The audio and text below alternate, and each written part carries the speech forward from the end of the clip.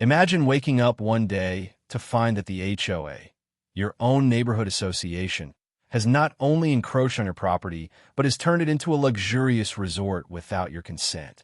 Sounds like a nightmare, right? Well, that was exactly what happened to me. But here's the twist. Instead of letting them crush my dreams, I turned the situation on its head and became filthy rich in the process. How did I do it? Was it some stroke of luck? Or did I have a plan? Well, let me take you through the crazy story that turned my quiet lakefront into a gold mine and made me wealthier than I ever thought possible. My name is Mark. And for years, I lived a relatively peaceful life in a small, quiet town by the lake. I wasn't rich, but I had everything I needed.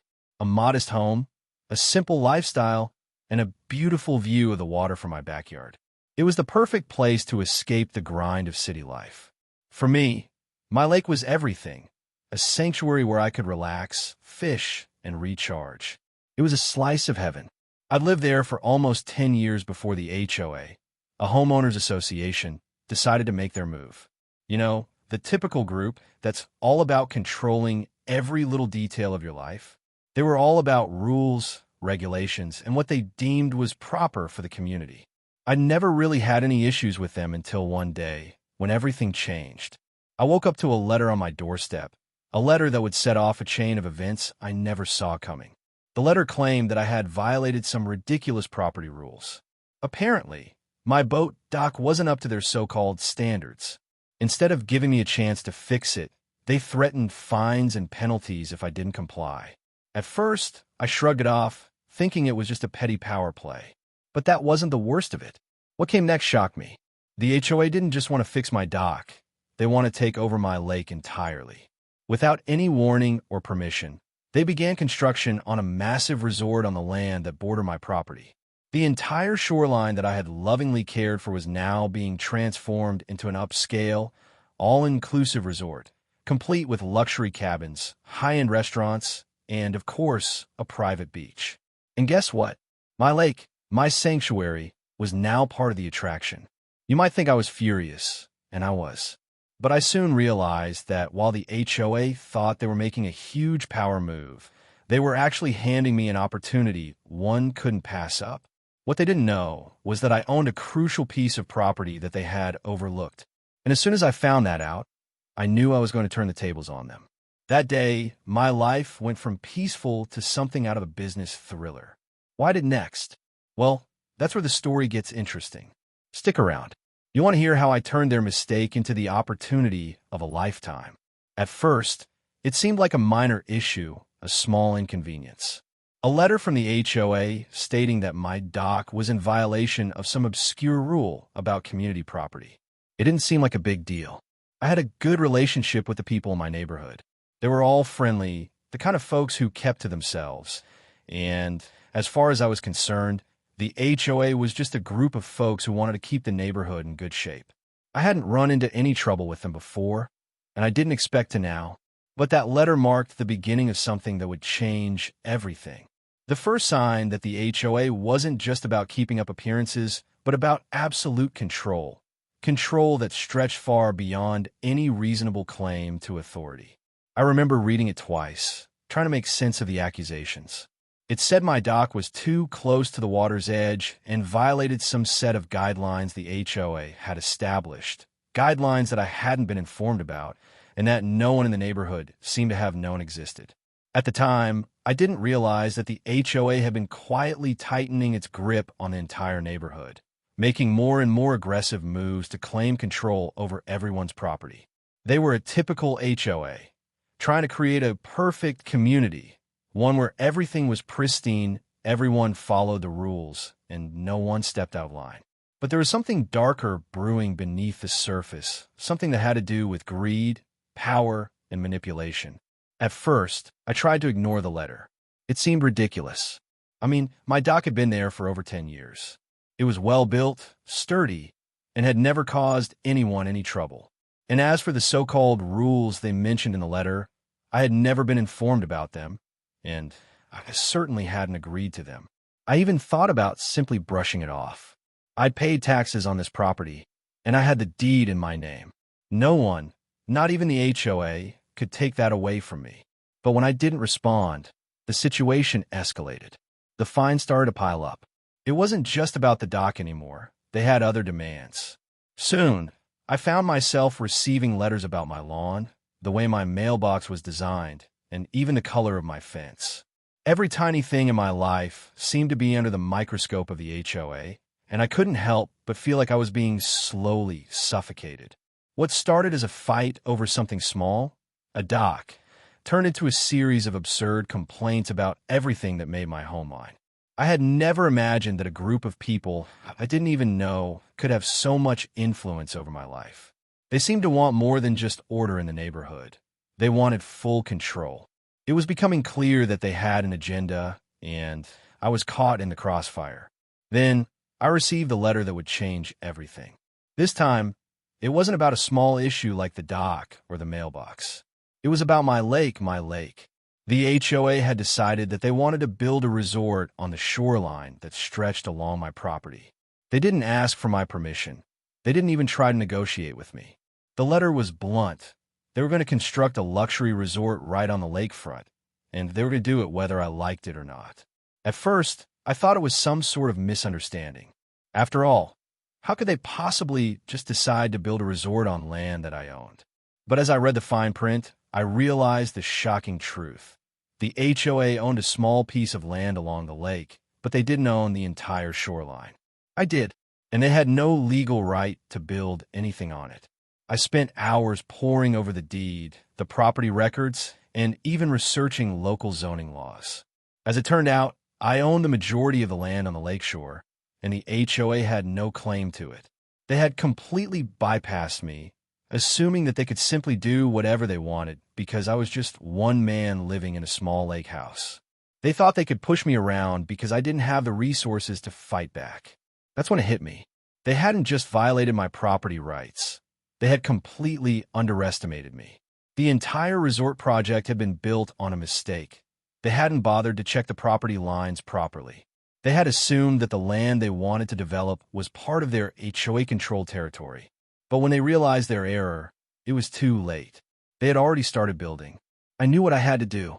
This wasn't just about a dock or a luxury resort. It was about standing up for my rights and protecting the one thing I had left that couldn't be taken away: the land, the lake, and my peace. The HOA had crossed a line, and I wasn't going to let them get away with it. But I also knew that I couldn't take on the entire HOA alone. This wasn't just about me. It was about anyone who had ever been bullied by an HOA that thought it could control everything. If they could get away with this, they could do it to anyone. I had to stop them, not just for my sake, but for the sake of everyone who had ever been intimidated by the so-called authority of an HOA. The problem wasn't just that the HOA was building on my land. It was that they were doing it without any regard for the law or the people they were affecting. They were so focused on their agenda, their perfect little world, that they didn't care about the consequences for the people who actually own the land. They weren't interested in negotiating or finding a fair solution. They were going to bulldoze over anyone who stood in their way. And that's where I came in. I wasn't just going to roll over and let them ruin my life and my lake. I wasn't going to let them think they could take my property and turn it into something that only benefited them. It was time to fight back. And this time, I had the tools, the knowledge, and the determination to win. It was late one afternoon when I realized that this wasn't going to be a simple misunderstanding. I had already contacted a lawyer, hoping this would be a simple case of the HOA not knowing what they were doing. Maybe they would retract the resort development plans when they saw the deed, and I would be able to move on with my life. But deep down, I knew this was going to be bigger than I had ever imagined. The turning point came when I received the phone call that would change everything.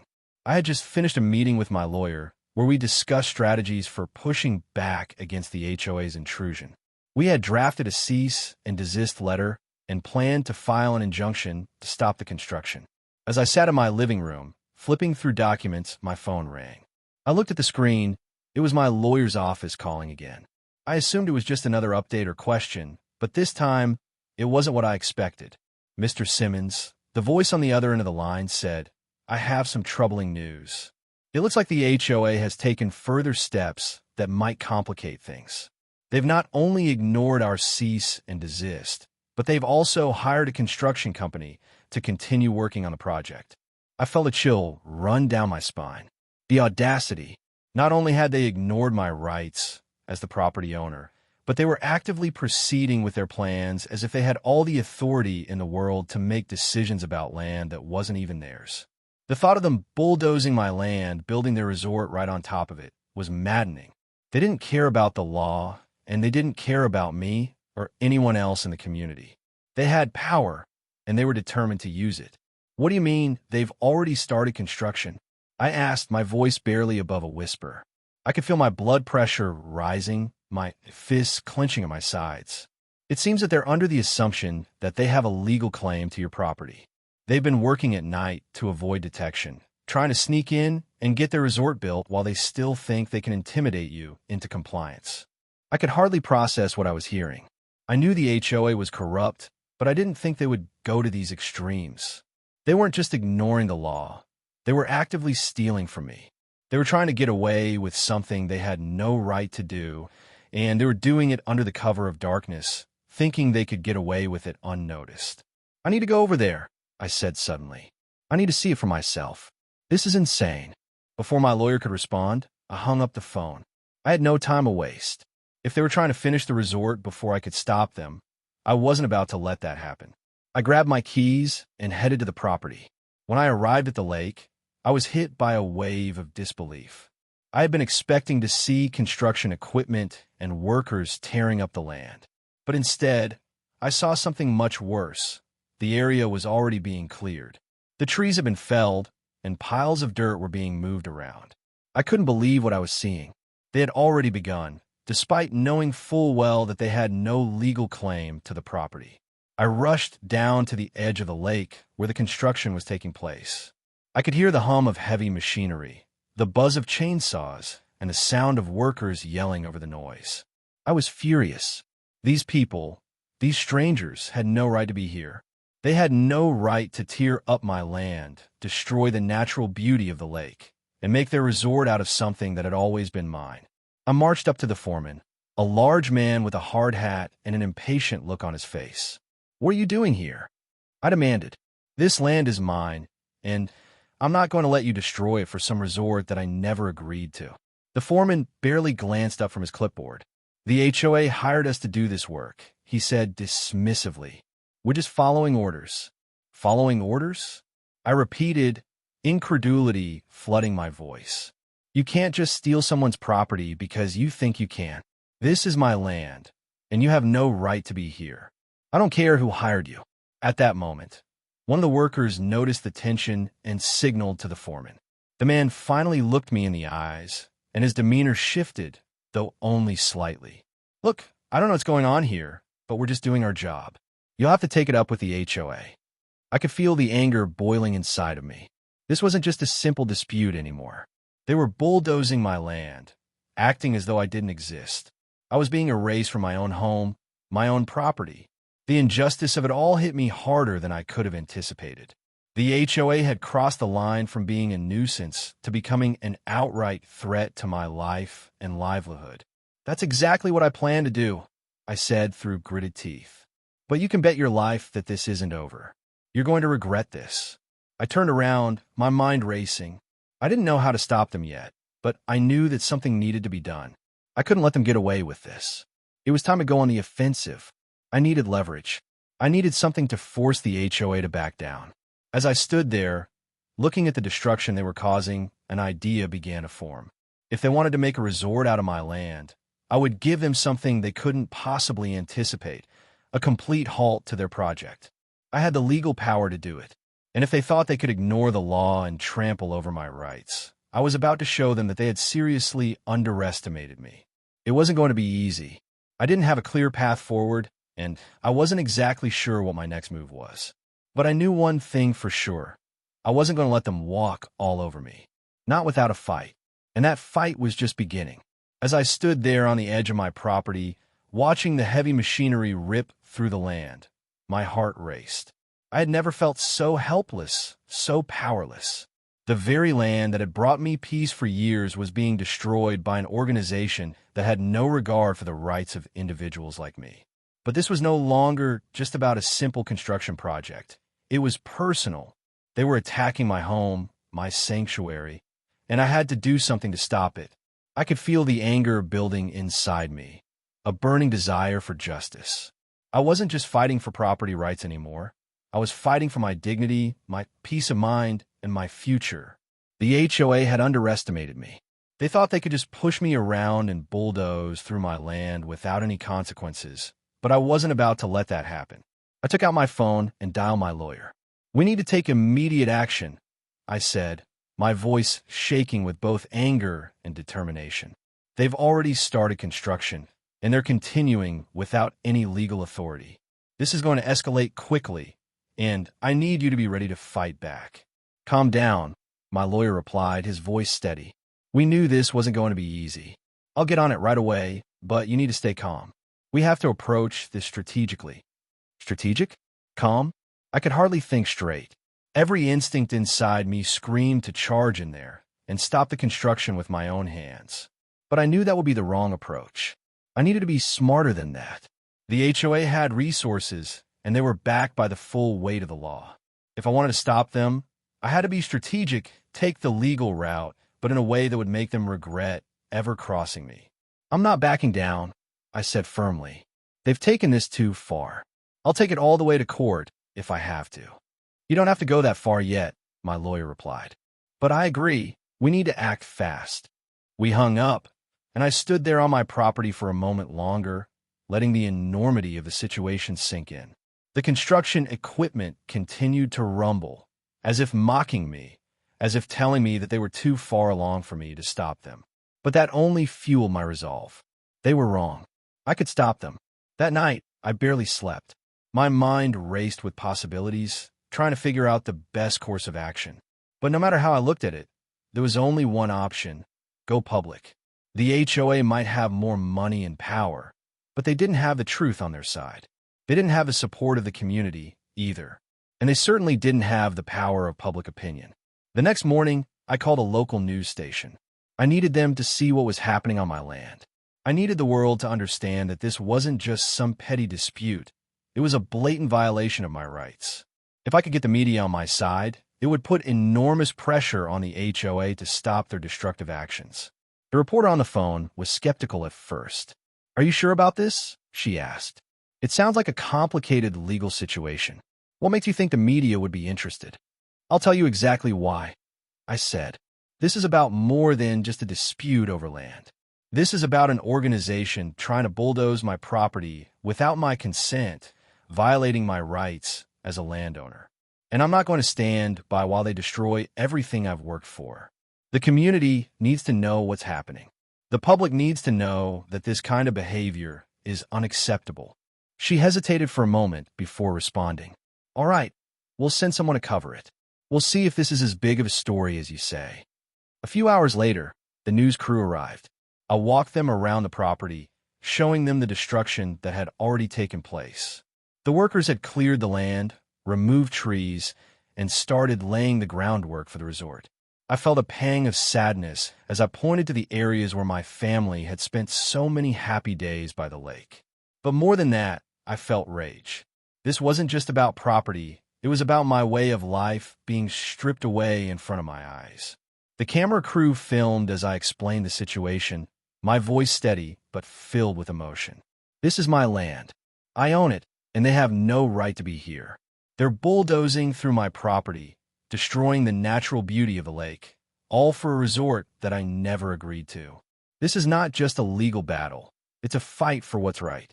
The reporter asked me a few more questions, and I answered as best I could. But deep down, I knew this wasn't enough. It wasn't just about getting the media involved. It was about making sure the HOA could never get away with this again. I needed something more, something that would force them to back down. The next day, I received a call from my lawyer. "We've been doing some digging," he said, "and I think we found a way to stop them. We've uncovered some serious violations that the HOA has committed in the past. We're going to bring this to the authorities, and we're going to make sure they know that the HOA has been operating illegally for years." I felt a surge of hope. This was it, the turning point I had been waiting for. The HOA thought they could bully me into submission, but they had no idea who they were messing with. I wasn't going to back down. I wasn't going to let them ruin my life. We're going to hit them hard, my lawyer continued. We're going to bring this to court, and we're going to win. That night, I could finally breathe a little easier. It wasn't over yet, but I could see the light at the end of the tunnel. The media coverage was already starting to spread, and the HOA was under intense scrutiny. They were being forced to face the consequences of their actions. The following week, we filed our lawsuit against the HOA, and I could see the fear in their eyes. They were finally realizing that they had messed with the wrong person. They thought they could get away with destroying my land, but now they were facing a legal nightmare that could cost them everything. As the lawsuit progressed, I could feel the momentum shifting. The media coverage continued to grow, and more people in the community began speaking out against the HOA's actions. People who had once been silent were now coming forward, sharing their own stories of mistreatment at the hands of the HOA. The tide was turning, and there was no stopping it now. In the end, the HOA had no choice but to back down. They had lost the support of the community, and their illegal actions had caught up with them. The resort project was canceled, and the HOA was forced to pay restitution for the damage they had caused to my property. It was a hard-fought victory, but it was worth every moment of struggle. And as I stood on the edge of my property, watching the lake once again in its natural state, I knew one thing for sure. They had underestimated me. The HOA had thought they could destroy my home, my sanctuary. But in the end, I had turned the tables on them. I had fought for my rights, and I had won. This was more than just a legal battle. It was a battle for freedom, for justice, and for the right to live life on my own terms. And I wasn't about to let anyone take that away from me. The days following the victory were a whirlwind. It felt as though the weight of the world had been lifted off my shoulders. The HOA, once a powerful and overbearing entity, had been brought to its knees. The property I fought so hard to protect now stood untouched by the looming resort development. The lake shimmered in its natural beauty, and I could finally breathe again. But the victory didn't come without its costs. The legal battle, the stress, the constant media attention, and the emotional toll of standing up to an organization that had seemingly held the power in the community for so long. It all took its toll. Despite this, I couldn't help but feel a sense of satisfaction. I had taken on one of the most powerful and corrupt organizations I'd ever faced, and I'd come out on top. However, the aftershocks of my battle were felt far beyond my own property line. What started as a personal fight soon became a community movement. My fight against the HOA had sparked something much bigger than I had ever anticipated. Neighbors, who had once cowered in fear of the HOA's authority, were now reaching out to me. I began receiving phone calls and messages from people who had faced similar treatment. Some had been fined for the most trivial of offenses. Others were intimidated into silence, and many felt they had no voice against the HOA's overwhelming power.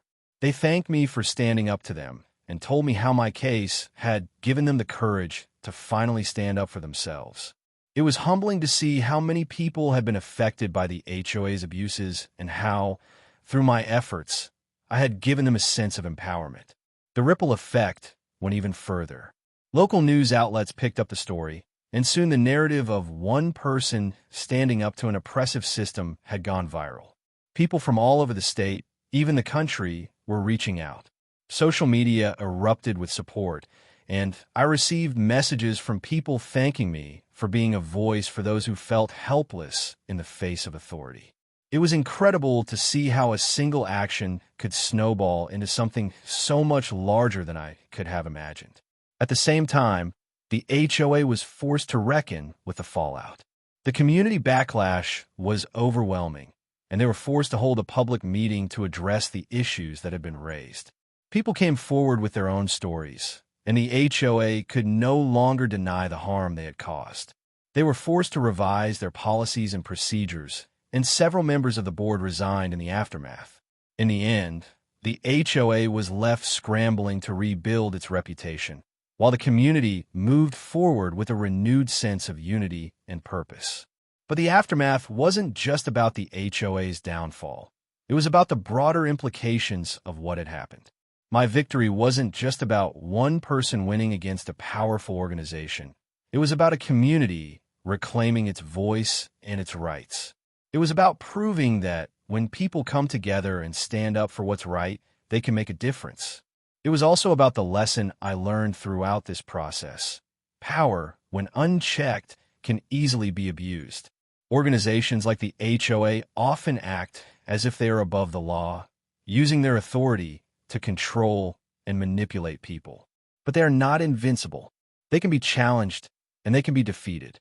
The system isn't perfect, but it's designed to give us a way to fight back when we're wronged. And when enough people rise up and demand justice, change becomes possible. For me, this victory wasn't just a personal win. It was a reminder that justice can prevail, no matter how overwhelming the odds may seem. It was about showing that we all have the power to protect what matters most to us, whether it's our property, our rights, or our community. And sometimes the most important thing you can do is stand up and say, enough is enough. The broader implications of this battle went far beyond the borders of my property. The victory against the HOA sent shockwaves through the community, inspiring people who had been living in silence for years to finally speak up. What had once been a community of individuals who had been afraid to challenge the HOA's authority became a united front, with people coming together to hold the HOA accountable. The ripple effects weren't confined to just the neighbors who had been directly affected. It spread to the surrounding areas and even caught the attention of larger advocacy groups. The way I had stood up against the HOA and successfully defended my rights became a rallying cry for people across the state who had felt bullied and pushed around by similar organizations. They reached out for advice, for support, and many shared their own stories of oppression at the hands of their own HOAs. One of the most profound lessons I learned from this experience was that people are stronger together. I may have been the one to take legal action and fight the fight in the courts, but it was the community that truly made a difference. It was the neighbors who stood by me, the ones who had been afraid to speak out, who found the courage to rise up and demand change. Their support was invaluable, and it gave me the strength to keep fighting when I thought about giving up. It was also a stark reminder of the importance of community involvement and accountability. The HOA had abused its power for so long because there had been no checks in place. But when people started paying attention, when they realized they had the power to make a difference, the dynamics began to change. People stopped accepting the status quo and started demanding that the HOA be held accountable for their actions. Another lesson that came from this battle was the need for transparency. The HOA had been operating in the dark for years, making decisions behind closed doors without input from the community. But when the light was shined on their actions, it became clear just how much they had been getting away with. Transparency allows for accountability, and it ensures that people can see what's really going on behind the scenes. It's a lesson that can be applied not just to HOAs, but to all organizations in positions of power. Perhaps the most important lesson was the power of standing up for what's right, even when the odds seem insurmountable. There were times during the battle when I felt like I was fighting a losing war. The HOA had more resources, more lawyers, and more influence than I could ever have dreamed of. But I didn't let that intimidate me. I fought with everything I had because I believed that what I was doing was right. And in the end, it paid off. The victory wasn't just mine. It was for everyone who had been too afraid to stand up for themselves. So, what can we all take away from this? The next time you feel like something is wrong, or when you see someone being mistreated or taken advantage of, don't stay silent. Stand up for what's right. If you've got the truth on your side and you're willing to fight for it, you can make a difference. You don't have to be a lawyer or a public figure to fight for justice. You just have to be willing to take action. If you've ever had an HOA or any organization overstep their bounds, don't stay silent. Stand up for your rights. Share your story. Support those who fight for justice. And make sure your community is held accountable. Together, we can make a difference.